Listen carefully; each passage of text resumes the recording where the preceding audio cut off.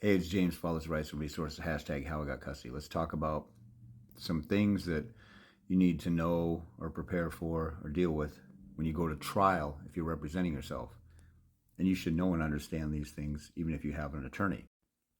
So, briefly, overall, here's the structure of trial. You have opening argument, you present evidence, and you have closing argument. 3 parts to trial: opening argument, present evidence, and closing argument. Obviously, the biggest part of trial is the presentation of evidence. So you might do an opening argument for just 1 minute and say the evidence is going to show I'm the better parent, the child should reside with me, the other parent's a psychotic narcissist, child abuser with mental illness, and the court should order a psych eval and some supervised visits and counseling or drug and alcohol assessment, treatment, those type of things. That might be an opening argument. Now, I wouldn't do an opening argument exactly like that. I'd give way more detail and cite some laws and stuff. But then I present evidence. If I go first, the court says, okay, James, you're the petitioner, or you're the person who modified, or you're the person who brought this court case. Go ahead, call your first witness. And I call my witness. I want to call Sedaris Wright, the mother, to the stand. Put her on the stand, ask her, do you think parents are important in kids' lives? Do you think both parents are equally important, mother and father? Do you think that they should have equal time together? Yada, yada. Ask questions. Ask some foundational questions that she has to say yes to. And if she doesn't, then I'm going to take her down a road. Like if she didn't say that parents are important, that would look really stupid. And I would say, why? So there's some basic things I want to get her admitting to. And then I say, well, if we're equal, how come you don't want equal time? How come you don't want equal availability? How come you don't want equality in general? How come you want this? How come you want that? There's several questions you can ask somebody at trial. If you want to know more detailed questions in light of your situation or what I would ask, then you're going to have to get a consult with me, because I could talk for 5 hours about trial. Somebody just called me today. He has to go to trial this week in another state. That's outside of Washington, and we just did an hour, and everything we talked about, they said they were totally enlightened about, didn't know about, and got, had some great ideas to move forward with and getting ready for trial. I told him I could have talked for another 4 hours, but he had plenty of information, assignments, and things that he needed to get together, because he got, at the last minute, they set up trial. Anyway, so that's why he got a hold of me, kind of so close to trial. So you have opening argument, presentation evidence. You call yourself to the stand. There's a way to present that stuff. I talk about in another video how throughout your divorce case or custody case, you should be accumulating pictures and writing a diary, so that when you take the stand at trial, you can go through your diary, and your diary is telling the story.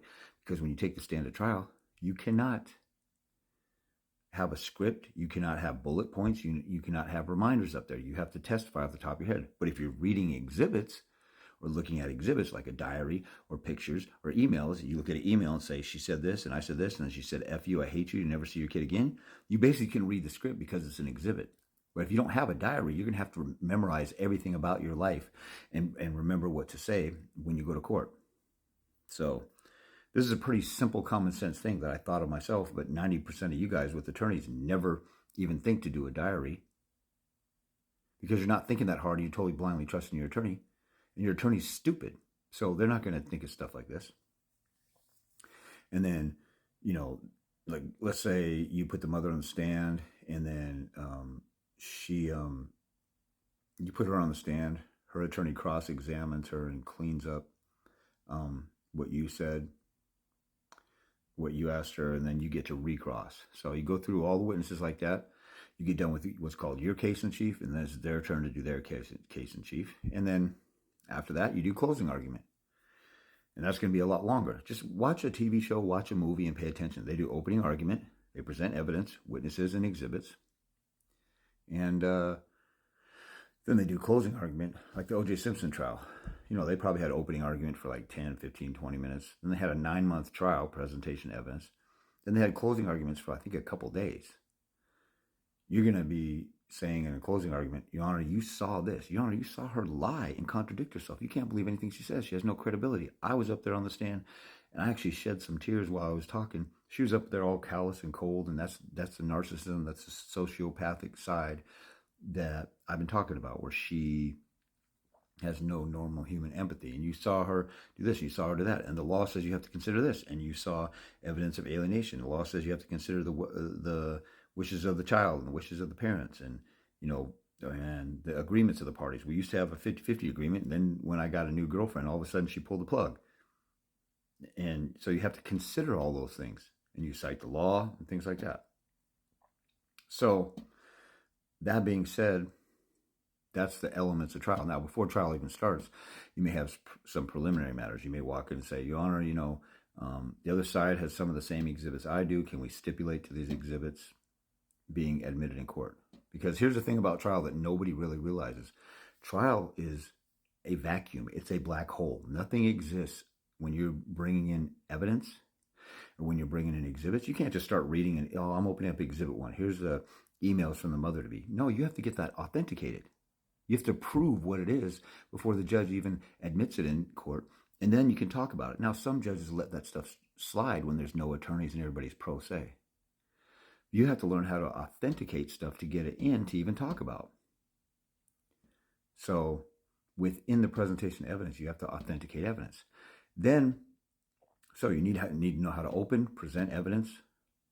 You need to know how to question witnesses, cross-examine what's allowed and what's not. And you need to know how to authenticate. You might have 100 exhibits. You can't just go to court and just show it to them. And again, the judge, you're like telling a story to a reader of a book. You don't just start the book off in the middle of the climax of the plot. You have to introduce the characters. That's why when you say, I'd like to call Maria Smith to the stand, and you put her on the stand, you say, what's your name? Maria Smith. Well, why did you ask her that if you just told the court what her name is? Because everybody has to pretend that nobody knows anybody or anything, and you're starting from scratch. And so you have to tell the story, and that's why you ask basic questions and foundational questions. You don't just get right into stuff assuming the judge already knows stuff. Trial is your day in court to start from scratch, and no exhibits exist. They're like on blank paper in invisible ink, and you bring them to life when you get them authenticated. So if you're not following along with me about this stuff, I'm doing a quickie overview so that people know that I know what I'm talking about when it comes to trial. You'll have to get a consult with me if you're going to trial. And if you have a court case that will go to trial, you should be getting ready for it so that you could talk smack, even if the other side might settle. You want to use the scare of them going to trial. You want to use that scare as a leverage tactic when you're negotiating. And you don't guarantee, just because you're scared to go to trial doesn't mean you should just rely on them settling out of court. You should still prepare for trial, just like you should prepare for the final exam. Like, your instructor isn't going to give you an A+. Like if you got a B+ and you can flunk the exam and still get a B, maybe you don't even show up for a final exam. But you should still be learning the material as you go. Anyway, you also want to know the rules of evidence. I have a video in my store about the rules of evidence. It's an hour and 20 minutes long. It costs it's almost half the cost of sitting with me for an hour and a half. And then you get to watch it over and over again instead of doing a consult with me over and over again. So it's really worth hundreds and hundreds of dollars. So, and it's giving you information your attorney isn't going to tell you. If you have an attorney, everybody should get the rules of evidence video, whether you got an attorney or not. And you definitely need it when you go to trial. So you need to know how to object. This objection hearsay, objection personal knowledge, objection foundation, objection expert testimony, objection irrelevant, objection unfair prejudice, objection, or whatever. And then you need to know how to defend their objections to your stuff. They say objection hearsay, you say, oh, that's an exception to the hearsay rule. So,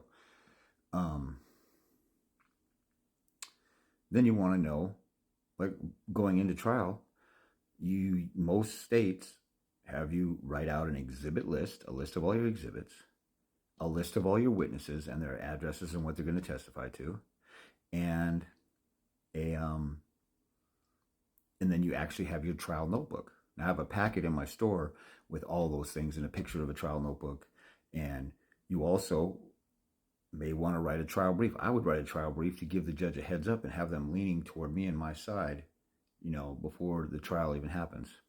So there's a trial brief, your actual trial notebook that you got to give copies of different people to. It's not like a motion hearing. This is a whole new monster that could last 2, 3, or 4 days. And then you need to know how to prepare to pre-trial hearing, how many days you're going to have the hearing. So there's just a few things you need to know about trial. If you're going to trial and you don't know what you're doing, get a consult with me. You need to